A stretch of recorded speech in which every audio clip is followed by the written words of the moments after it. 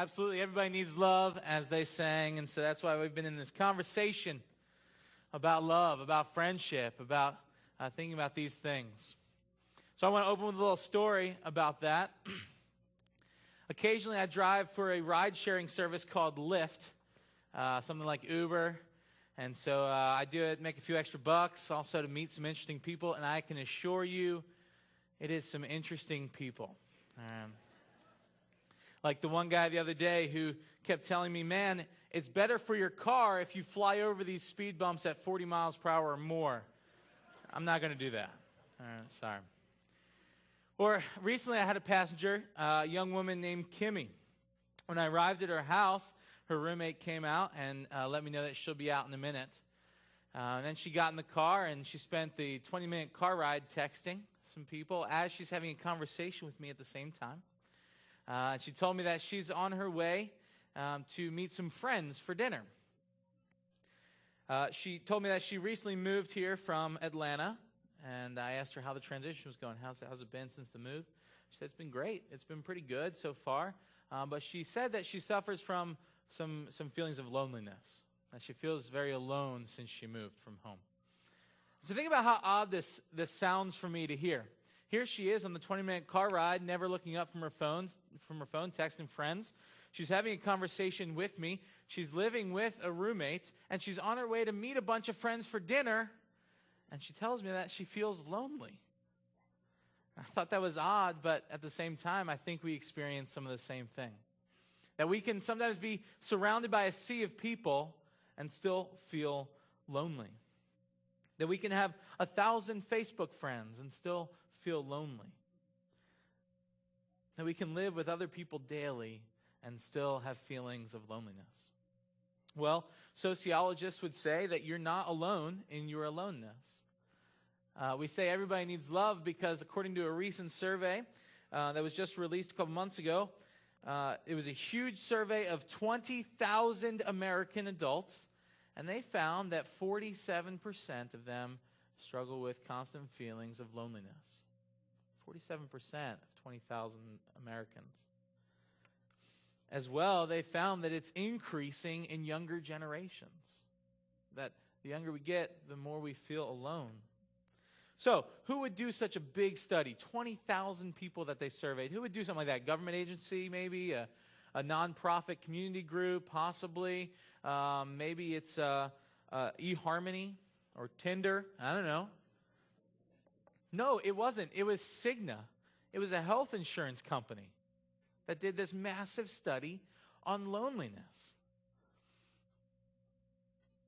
So why would they do that? It's because study after study is coming out claiming that loneliness is deeply connected to our health.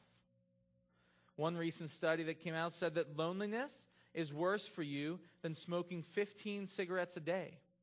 Loneliness is worse for you than obesity. And so if you have been worried about me, I have friends. I will be just fine. Don't worry. Okay? As well, like we heard about this morning, we see that loneliness doesn't leave us with anybody to pray for us in times of bad health. And yet what a testimony it is that Mike shared to friendship, that all these people are praying for him. The Harvard Longevity Study is this incredible study that followed the lives of people from childhood to death over the last 80 years, and they drew this conclusion. It was not middle-aged cholesterol levels that predicted how people would age. It was relationships. It was how satisfied they were in relationships. They concluded loneliness kills. But here's this.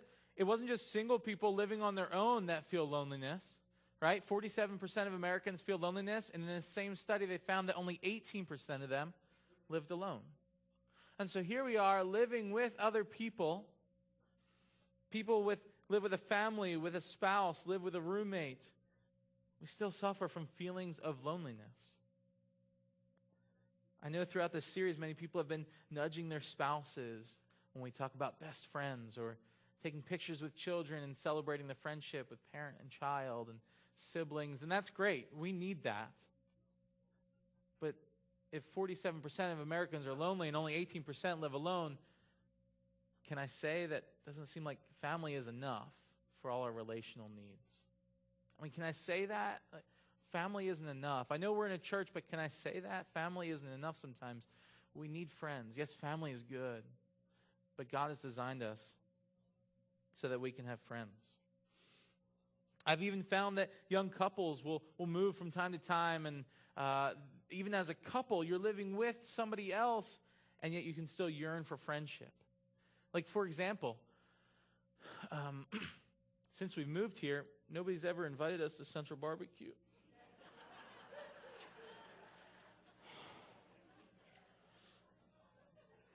That's how that's done. All right. Here's what they found out. The average American has 400 Facebook friends. The average American sends 130 text messages a day. The average American spends 37 minutes per day socializing with other people. To compare, the average American spends 39 minutes a day with their pets. Okay. To which my wife responded, "Pets are people too, Greg." And so here we are, right? We're surrounded by friends. We're surrounded by other people. We communicate with others. We're surrounded by pets. And yet we can still have feelings of loneliness. But this, I think, is where the church comes in with some good news. See, when we look at the first 2 chapters of Genesis, we see 3 things before the fall. We see worship, we see work, and we see friendship. We know that friendship, therefore, is not a result of sin. This ache for friends is good. It's a good ache that we have. You see, here's what I think is the truth of the matter, is that God made us in such a way that we cannot enjoy paradise without friends. That's the power of friendship.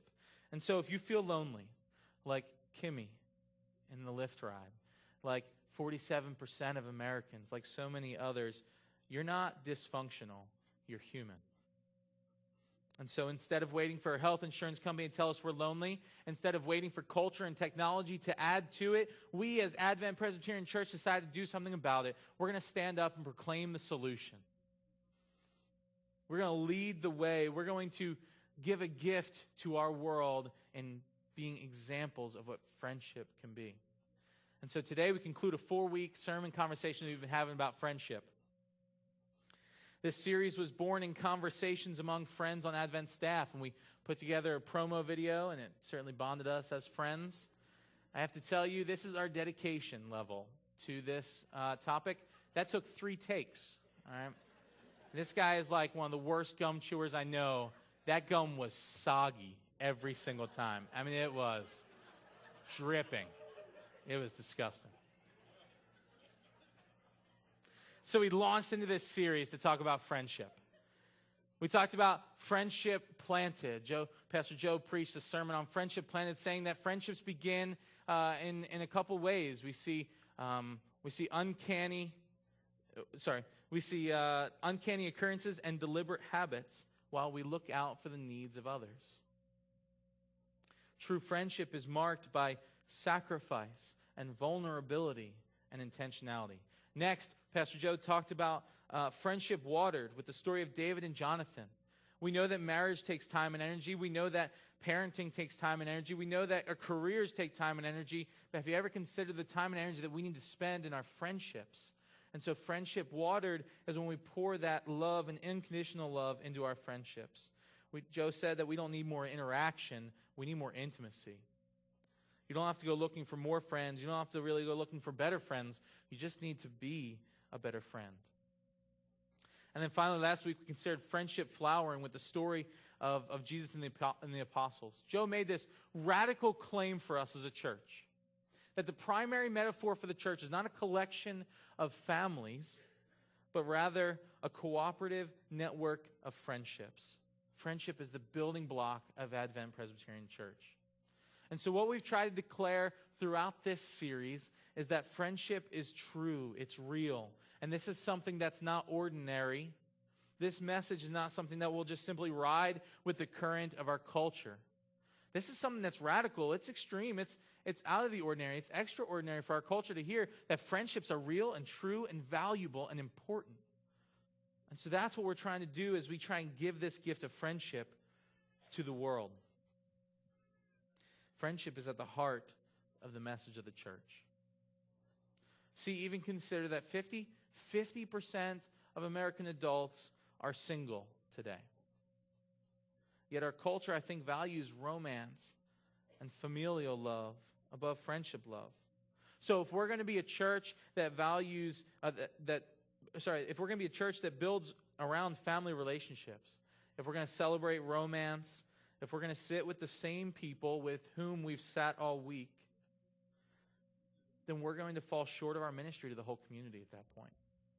So while our culture says if you're single, you have to settle for half meaningful relationships, we as the church can stand up and shout, no, not true. Friendships are fully meaningful. They're real and good, and that's our gift to the world. And so we've been trying to move this pendulum just a little bit to see the beauty of friendship. So with one final moment today, as we look to God's word to give us a little more truth about friendship, we're going to look in Ecclesiastes chapter 4. And I want to read to you a passage that I'm pretty sure you've heard before, or at least part of it. I'm going to read this whole passage and the last verses up there on the screen. Here's what it says in Ecclesiastes 4, 9-12. It says, 2 are better than 1, because they have a good reward for their toil. For if they fall, one will lift up his fellow. But woe to him who is alone when he falls, and has not another to lift him up. Again, if 2 lie together, they keep warm. But how can one keep warm alone? And though a man might prevail against one who is alone, 2 will withstand him. A threefold cord is not quickly broken. So I'm pretty certain you've heard this before, and I'm pretty certain I could guess where you've heard this passage before. You've most likely heard it at a wedding. See, I think that's what our society is doing. That we've taken a passage clearly about friendship, and we've fitted into our romantic love agenda. But here in Ecclesiastes, God has given us a picture of friendship. He's given us a picture of the fruit of friendship with this image of the threefold cord. The teacher of Ecclesiastes is considering the meaning of life. He's saying, what's this all about? He considers the person who is laboring and toiling all day and yet goes through oppression and pain and yet has nobody to share in the reward with him. Nobody to comfort him. Nobody to pick him up when he's down.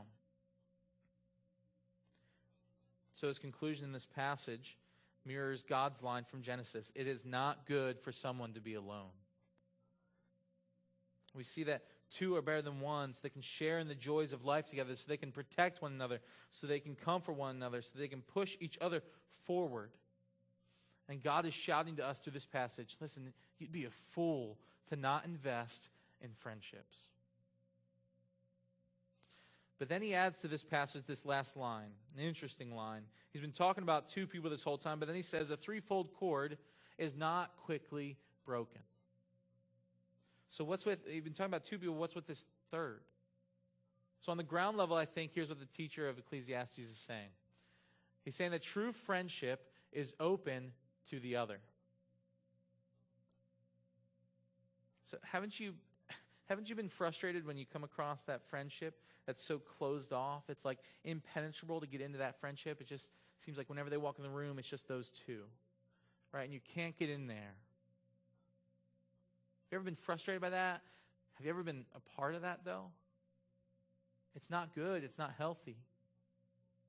It's very frustrating for us because I think true friendship is open to the other. 2 is good, says Ecclesiastes, but 3 is better.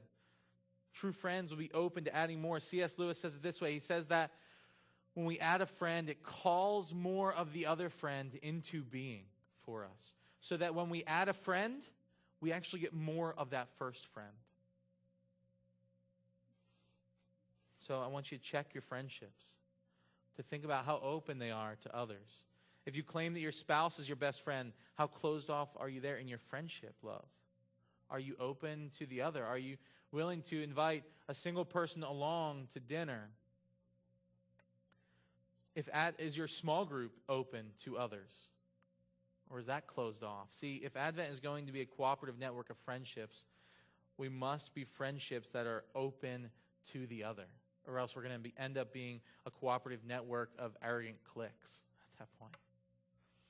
So, but that's on the ground level. But then on the divine level, in the fullness of revelation, we know that the author of Ecclesiastes here is also talking about the perfect revelation of the Trinity. That God is one God in three persons. Ecclesiastes is pointing us to the quintessential friendship of the threefold cord. The Trinity is our example of friendship. The Trinity is our example of friendship by sharing in perfect love forever. God has chosen to be one God in three persons eternally. He didn't choose to be one God in 82 persons. He didn't choose to be one God in 1,000 persons. And so may I make this argument that the closer you are to a few friends, the more like God you are. See, but here's the good news of this triune love. The Trinity is open to the other. Here's where we get the redemptive level of this passage. The good news of the gospel for us. That God has chosen to open up this perfect love and invite us into it. That we're sharing in the friendship love of the Trinity. And He's done that through the sacrifice of Christ. This is the great friendship we see Jesus proclaim in John 15:13. Reworked, it would say something like, see the limit of friendship that Jesus Christ sets out for us. To lay down one's life for a true friend. That's the limit. You can go all the way up until there. There's the limit right there. Go up to that, and that's your true friend. Jesus Christ is the ultimate friend because for your good, He went to the cross for your evil. And that's what a friend will do. So that's the friendship that we need to be emulating. So in this gift of friendship that God offers us, we find that God has taken the initiative in sacrifice. He's built the foundation through a covenant, unconditional love. He has poured His time and energy into it through the work of the Spirit in our lives. And now we are called friends of God like we just sang about. What an incredible truth. We are called friends of God. God is among us. Aelred of Rievaulx is a monk from about 900 years ago, and a lot of this sermon conversation comes from his book, Spiritual Friendship, which I highly recommend to you. And he starts his whole book off this way, talking to a friend. He says, here we are, you and I hope a third is among us, Christ. That's what friendship does. You see, let us see that we've been invited into the divine friendship. And then let that propel us to invite the divine into our friendships. Only then will we begin to see the fruit of friendship. So here it is, I think, in three parts. First, show me your friends and I'll show you your faith. Faith is at the core of who we are as people. It's the promises, the truths that we build our lives on. And so a true friend will share in that with you. They'll push you to those truths constantly. They will call you out when your life doesn't align with your faith and those promises.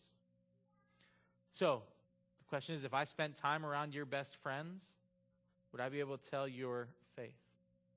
Next, show me your friends and I'll show you your fruit. Are you bearing good fruit? A friend will push you towards bearing good fruit, towards bearing fruit of the Spirit.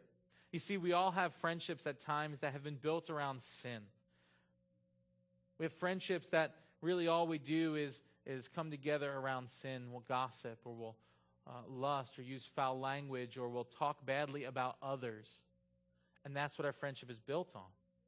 We need to cut those off because those aren't going to bear good fruit. We need to replace them with friendships that push us towards bearing good fruit. So if I spent time with your best friends, will I be able to tell what kind of fruit you bear? And finally, show me your friends and I'll show you your future. That's what we've been saying through this whole series. Friendship is integral. It's foundational. It's at the root of our course and destiny in this life. Our future is tied to our friendships. I can guarantee it. And so let us not think lightly about our friendships, but surround ourselves with people who will push us towards a better future. And then one day we'll share in the eternal joy of the kingdom of God's friends together. So if I spend time around your best friends, will I be able to tell what your future is like? You see, friendships are that foundational to who we are. They shape our faith, our fruit, our future. I was watching a show on Netflix this week, and it talked about these Central or South American jungles and this type of tree called a hura tree. And this hura tree was quite interesting. And see, it has a thick canopy, and they would grow next to each other in this thick forest of hura trees, and they needed light to continue to grow. And so they would race each other towards the light. They would push one another higher to get out from under the canopy so that they could race towards the sun. They said that a hura tree on its own would probably stay the size of a shrub. It would never need to grow. And so I ask, is that what our friendships are like? Shouldn't we have friendships like that where we're pushing one another towards the light of Christ? Where we're trying to outdo one another in showing kindness like Christ? That's the friendship. That's the fruit of friendship right there. But even more beautiful about this hura tree is that as it grows towards the light, it has thousands of other little plants trying to get to the light too that grow on its branches, on its limbs. And so not only does this race towards the light push each other towards Christ or towards goodness, but it's also life-giving towards others.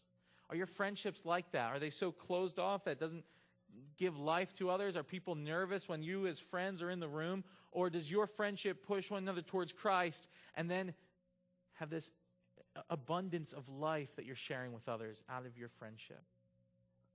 That's the fruit of friendship right there. So are your friendships oriented towards Christ? Are your friendships life-giving to others? Are you spending time and capital in your friendships? Are you making an effort to be the best friend you can be to deepen your friendships?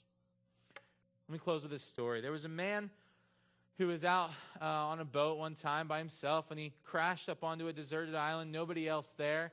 But he was able to survive, and he lived off the land for 6 months as he awaited rescue.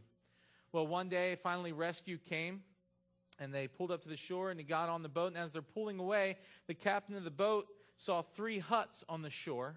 And so he asked the man, well, hey, what are those? What are the 3 huts? Can you tell me about it? The guy says, absolutely. Well, the first one there, that's my home. I built that first. That's where I lived the last 6 months. The guy was like, that's amazing. What's the second one? He said, well, the second one, that's my church. That's where I worshiped. That was important to me. So I built a place for me to worship God. And he said, well, what's the third one then? And the guy says, oh, that's the church I used to go to.